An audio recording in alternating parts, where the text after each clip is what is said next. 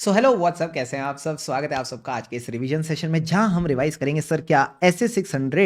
अब sir S A 600 की जो सीरीज है किसकी बात करते हैं, किसी का काम यूज करना है।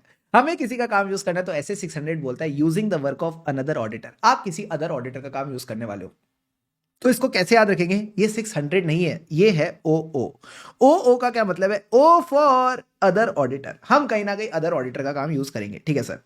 अब मेरे से एक बच्चा आता है और पूछता है सर प्रिंसिपल ऑडिटर और अदर ऑडिटर में क्या फर्क है। तो मैंने कहा देसी भाषा में बोलो तो principal auditor is the auditor of consolidated financial statement, other auditor is the auditor of the subsidiary. ये कॉन्सेप्ट आपने बस समझ के चलना है। Auditor of consolidated financial statements मतलब ये कहीं ना कहीं यूज करेगा वर्क ऑफ अदर ऑडिटर, ठीक है सर। ये किस पे रिपोर्ट कर रहा है, ऐसी financial information which includes the financial information of one और मोर कंपोनेंट्स। अरे इनडायरेक्टली सीधा बोलो ना, कंसोलिडेटेड फाइनेंशियल स्टेटमेंट। हम कहीं ना कहीं कंसोलिडेटेड फाइनेंशियल्स पे रिपोर्ट कर रहे हैं। अब सर कंपोनेंट का मतलब होता है कोई भी division, branch, subsidiary, associate, joint venture और अदर्स, ठीक है सर। अदर ऑडिटर कौन है, जो रिपोर्ट कर रहा है on the financial information of the component which is included in the financial information audited by principal auditor. यानी सिंपल सी बात है, किसी सब्सिडरी, किसी ब्रांच, किसी एसोसिएट, ऐसे फाइनेंशियल स्टेटमेंट्स पे आप रिपोर्ट कर रहे हो जो इंक्लूडेड है in the consolidated financial statements. Clear है पॉइंट, क्लियर है सर। अब एक बात ध्यान रखना, क्या जॉइंट ऑडिट पे ऐसे 600 लगेगा, नो। क्या जो आपकी रिलेशन है पिछले ऑडिटर से उसमें ऐसे 600 लगेगा, मैंने कहा नहीं। ऐसे 600 से दो रिलेशन की बात करता है, या फिर कह लो एक ही रिलेशन की बात करता है जो प्रिंसिपल ऑडिटर की अदर ऑडिटर के साथ है। अब सर सवाल आता है कि हमें ये ऐसे कंसिडर भी क्यों करना है। हमें ये ऐसे कंसिडर भी क्यों करना है, तो आप समझना, आप प्रिंसिपल ऑडिटर हो, you are the auditor of consolidated financials. अब कंसोलिडेटेड फाइनेंशियल्स में बहुत सारी कंपनीज के फाइनेंशियल्स घुसे पड़े हैं। कौन कौन, parent company, subsidiary 1, subsidiary 2, associate और जॉइंट वेंचर। मुझे एक बात बताओ, क्या आप सबका ऑडिट कर रहे हो, मैंने कहा नहीं। एज अ प्रिंसिपल ऑडिटर मैं सिर्फ पेरेंट कंपनी, सब्सिडरी 2 और एसोसिएट का ऑडिट कर रहा हूं। सब्सिडरी 1 का ऑडिटर कोई और है, तो कहीं ना कहीं आपको सब्सिडरी 1 का जो अदर ऑडिटर है इसका काम यूज करना पड़ेगा। आपको इसका काम यूज करना पड़ेगा क्योंकि ये आपके कंसोलिडेशन का पार्ट बन रहा है। तो ये कहता है जब भी ऐसा कोई ऑडिट आता है, जब भी कोई ऐसा ऑडिट आता है तो आपको एक्सेप्ट करने से पहले क्या क्या कंसीडर करना है। बड़ा सिंपल है, इसको एक्सेप्ट करने से पहले दो चीजें देखनी है, अपना एरिया, दूसरे का एरिया। अपना एरिया, दूसरे का एरिया। अपना एरिया मतलब जितना पोर्शन आप ऑडिट कर रहे हो एज अ प्रिंसिपल ऑडिटर, वो कितना मटीरियल है, कितना सिग्निफिकेंट है, ठीक है सर। जो दूसरे का एरिया है उसको लेके आपके पास क्या नॉलेज है और उसमें क्या रिस्क ऑफ मटीरियल स्टेटमेंट है। अगर आपको उसको लेके कम नॉलेज है और लगता है रिस्क ऑफ मटीरियल स्टेटमेंट ज्यादा है, तो accordingly as a principal auditor आपको एडिशनल ऑडिट प्रोसीजर्स करने पड़ेंगे so that you are able to have significant participation in such audit. क्या ये बेसिक बात समझ आती है, आती है सर। तो सिंपल सी बात है, मान लो आपको ऑडिट मिल रहा है of the consolidated financial statements of Tata Motors. अब टाटा मोटर्स की एक सब्सिडरी है जिसका नाम है जेएलआर। जेएलआर मतलब जैगुआर लैंड रोवर। अब ये जेएलआर का ऑडिटर कोई और है, आप ऑडिटर हो सीएफएस के, तो आपको देखना पड़ेगा कि टाटा मोटर्स में जिन कंपनीज का आप ऑडिट कर रहे हो वो कितनी मटेरियल है। जिसका ऑडिट ये कर रहा है, क्या आपको जेएलआर के बिजनेस की नॉलेज है। क्या आपको जेएलआर की रिस्क ऑफ मटेरियल स्टेटमेंट के बारे में पता है। ये सब चीजें कंसीडर करके आप डिसाइड करोगे what are the additional procedures that you need to do, जिससे आप अदर ऑडिटर का काम यूज कर पाओ। अब सर ये एडिशनल प्रोसीजर होते क्या है, ये एडिशनल प्रोसीजर्स होते क्या है। तो मैंने कहा एडिशनल प्रोसीजर्स में आपने इस तरह से समझना है कि जो प्रिंसिपल ऑडिटर है ना, ही इज लाइक अ बड़ा भाई। ही इज लाइक अ बड़ा भाई टू द अदर ऑडिटर, और ये अपने छोटे भाई को गाइड करेगा। तो ये कहता है अगर आपको लगता है जरूरत है तो आप जाके विजिट कर सकते हो, एग्जामिन कर सकते हो books of the component if necessary in special circumstances. Special circumstances मतलब अगर आपको लगता है जो अदर ऑडिटर है इसको ठीक से काम नहीं आता, ये थोड़ा अनक्वालिफाइड फील दे रहा है, या फिर आपको लगता है कंपोनेंट के केस में रिस्क ऑफ मटेरियल स्टेटमेंट ज्यादा है, तो आप एग्जामिन कर सकते हो बुक्स और विजिट कर सकते हो वहां पे जाके, ठीक है सर। और अगर आपको लगता है नहीं नहीं अदर ऑडिटर अच्छा आदमी है, अदर ऑडिटर अच्छा आदमी है, मैं इसका काम यूज कर लेता हूं, मुझे विजिट करने की नीड नहीं है, तो ऐसे केस में आपको उसकी कॉम्पिटेंस इवेल्युएट करनी पड़ेगी if he is not a chartered accountant. तो ये दो बेसिक बातें ध्यान रखना। अब सर एक बात बताओ, जब मैंने प्लान किया कि मैं इसका काम यूज करूंगा, तो क्या मैं काम ऐसे यूज कर लूं, नहीं, चेक करने पड़ेगा इसका काम एडिक्वेट है कि नहीं। अब एडिक्वेसी चेक करने के लिए you will have to perform procedures to get sufficient and appropriate evidence. अब सर ये जो प्रोसीजर्स परफॉर्म करने हैं इसमें करना क्या है, आपको सामने वाले को गाइड करना है। आपको इन प्रोसीजर्स में सामने वाले को गाइड करना है कि भाई सुन, मैं तेरा काम यूज करने वाला हूं और उसके साथ कोऑर्डिनेट करके चलो। अब सर कोऑर्डिनेट कब करें, काम खराब होने के बाद या काम खराब होने से पहले? काम खराब होने से पहले, यानी you should coordinate at the planning stage. तो सारे बच्चे फ्लो में चलना, advise the other auditor of the use of his work and coordinate at the planning stage. अब सर प्लानिंग स्टेज पे जो पा है, प्लानिंग स्टेज पे जो पा है वो बताएगा पा पा पा पा पा पा। पा का क्या मतलब है, P for procedures, procedures for identifying the inter component transaction that में रिक्वायर डिस्क्लोजर। तो हम सबको पता है अगर पेरेंट और सब्सिडरी के बीच में कोई ट्रांजेक्शन हो रही है, सब्सिडरी और एसोसिएट के बीच में कोई ट्रांजेक्शन हो रही है, तो these are related party transaction. और आकाश सर ने सिखाया था इंड एस 24 के हिसाब से इनका डिस्क्लोजर होना चाहिए। ठीक है सर। फिर ये बताएगा a for areas which require special audit consideration, यानी एरियाज ऑफ सिग्निफिकेंट रिस्क। तो जहां भी लग रहा है कॉम्प्लेक्स ट्रांजेक्शन है, फ्रॉड्स है, रिलेटेड पार्टीज है, outside normal course of business है, अनयूजुअल ट्रांजेक्शन है, या फिर there are significant accounting developments और समथिंग लाइक दैट, उनमें इसको बोलना फोकस करके चले। प्लस आप इसको एडवाइस करोगे about the significant accounting, accounting के बाद ऑडिटिंग, ऑडिटिंग के बाद रिपोर्टिंग। तो फ्लो में चलना अकाउंटिंग, ऑडिटिंग और रिपोर्टिंग रिक्वायरमेंट। जब आपने तीनों चीजों के बारे में एडवाइस कर दिया, आप इसको बोलना ये काम हमको टाइम पे चाहिए, यानी time table for completion. And last में आएगा, ये बोलेगा मैं सारा काम कर लूंगा टाइम पे, तो बोल देना लिख के दे, लिख के दे, यानी obtain the representation for compliance. तो ये हो गई पहली स्टेज ऑफ प्रोसीजर, जब आपने उसको गाइड कर दिया ये सारे प्रोसीजर्स करने हैं।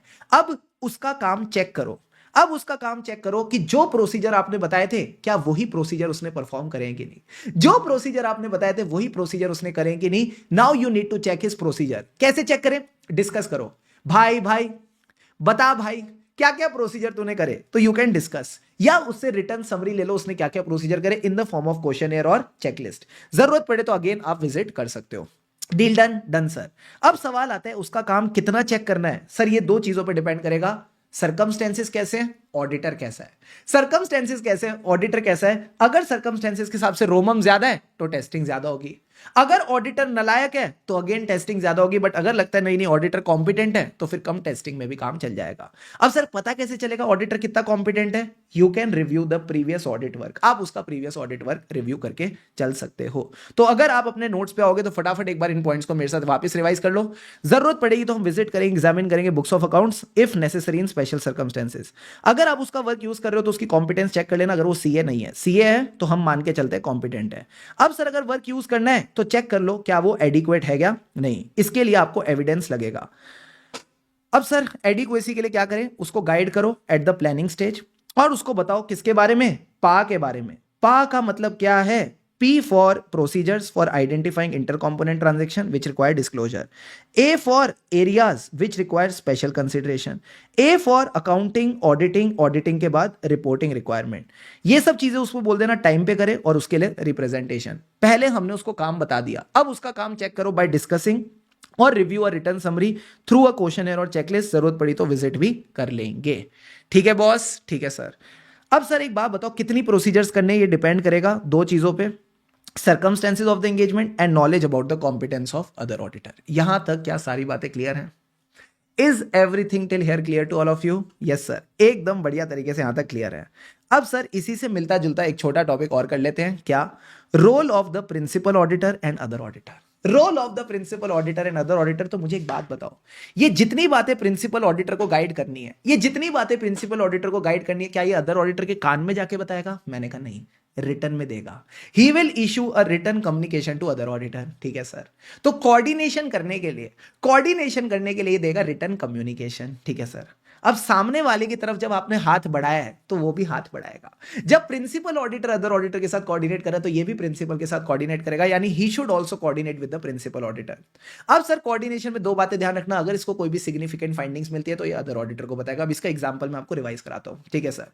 प्लस उसने कहा था टाइम पे काम करना, तो ये टाइम टेबल को भी फॉलो करेगा। Deal done, done sir.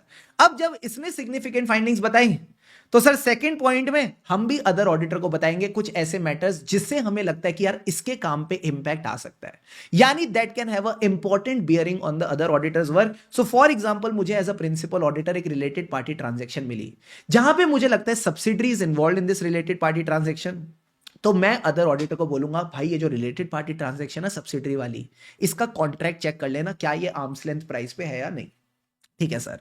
तो मैंने कहा 3 पॉइंट्स हो गए, ये रिटर्न कम्युनिकेशन देगा, वो भी कोऑर्डिनेट करेगा। जब वो कोऑर्डिनेट करेगा तो वो सिग्निफिकेंट फाइंडिंग्स बताएगा, टाइम से काम करेगा। उसने सिग्निफिकेंट फाइंडिंग्स बताई तो ये भी क्या करेगा, ये भी अदर मैटर्स बताएगा विच हैव इंपॉर्टेंट बियरिंग। अब सर इसका पॉइंट ज्यादा रिलेटेड नहीं है तो इसको अलग से ध्यान रखना, ensuring the compliance with statutory requirement. और लास्ट में ये उसको क्वेश्चनर भेजेगा, ये क्वेश्चनर पे रिस्पॉन्ड करेगा। ठीक है, तो एकदम फ्लो में चलना, मजा आ जाएगा। ठीक है, ठीक है सर। इसी के ऊपर अगर आप अपने क्वेश्चन बैंक पे जाते हो तो क्वेश्चन नंबर 1, जो क्वेश्चन नंबर 1 है सर ये इसी के ऊपर है। इस क्वेश्चन में 2 एंटिटीज है, अल्फा लिमिटेड, बेटा लिमिटेड। अल्फा लिमिटेड का ऑडिटर है पीक्यूआर, बेटा का है एमएनओ। तो मैंने कहा ये हो गया प्रिंसिपल ऑडिटर, ये हो गया अदर ऑडिटर। तो इन्होंने पूछा है कि बताओ दोनों का रोल क्या है, तो मैंने कहा वही रोल खेलते हुए चलना है। ये रिटर्न कम्युनिकेशन देगा, ये उससे कोऑर्डिनेट करेगा, कोऑर्डिनेट करते वक्त सिग्निफिकेंट फाइंडिंग्स बताएगा, टाइम टेबल फॉलो करेगा। इसने सिग्निफिकेंट फाइंडिंग्स बताई तो ये भी एडवाइस करेगा matters which have important bearing. ठीक है सर, इसका सेकंड पॉइंट बस अलग है, कंप्लाई विद स्टैट्यूटरी रिक्वायरमेंट। ये क्वेश्चनर भेजेगा, ये क्वेश्चनर फिल करके देगा on timely basis. Easy PG, easy PG sir. अब आ जाओ मेरे साथ नेक्स्ट टॉपिक पे। सर सिग्निफिकेंट फाइंडिंग्स अगर अदर ऑडिटर ने बताई हैं तो प्रिंसिपल ऑडिटर क्या करेगा। तो मान लो एक प्रिंसिपल ऑडिटर है, एक अदर ऑडिटर है। अदर ऑडिटर कहता है सुनो, जो सब्सिडरी कंपनी है ना वो long term contracts with the customers में प्री मेच्योर रेवेन्यू रिकॉग्निशन कर रही है। तो ऐसे केस में अदर ऑडिटर क्या करेगा सर, जब भी उसको ऐसी कोई बात बताई जाएगी अबाउट द सब्सिडरी वो डिस्कस करेगा, discuss with the other auditor and management. अब सर एक बात बताओ, गड़बड़ कहां चल रही है, सब्सिडरी में चल रही है, तो हम सब्सिडरी की मैनेजमेंट से डिस्कस करेंगे। ठीक है सर।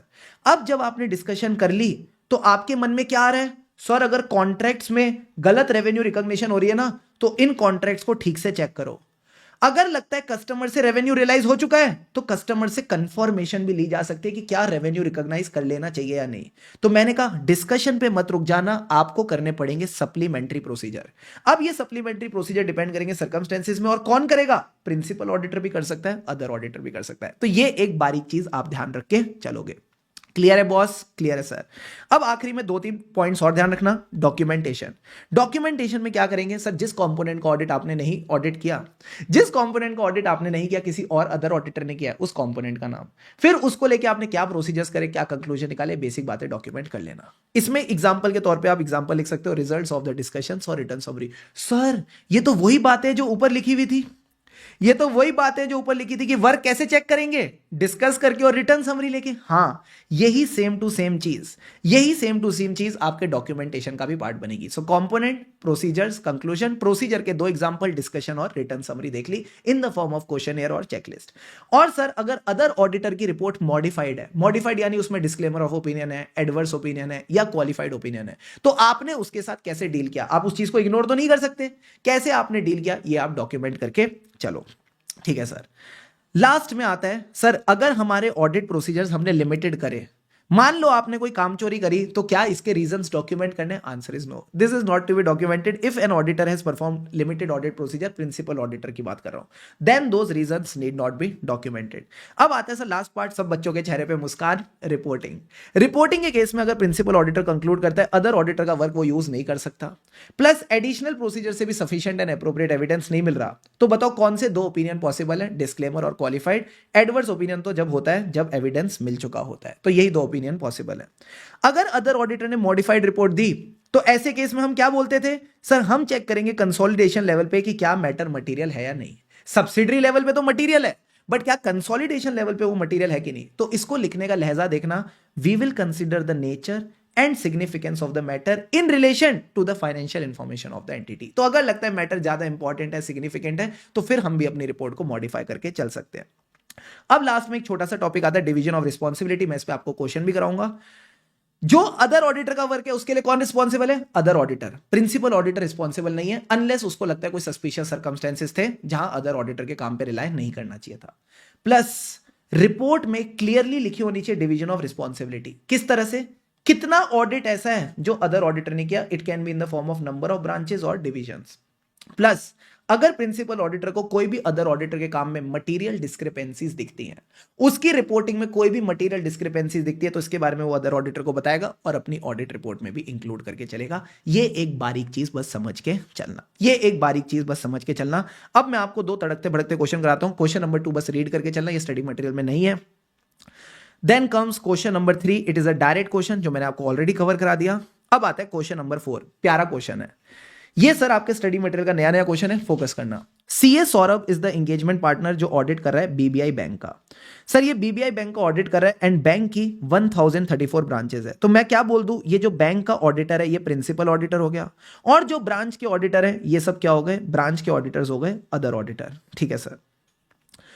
अब ये कहता है जो भी ब्रांचेस का ऑडिट ब्रांच ऑडिटर ने किया, there were errors in the NPA classification.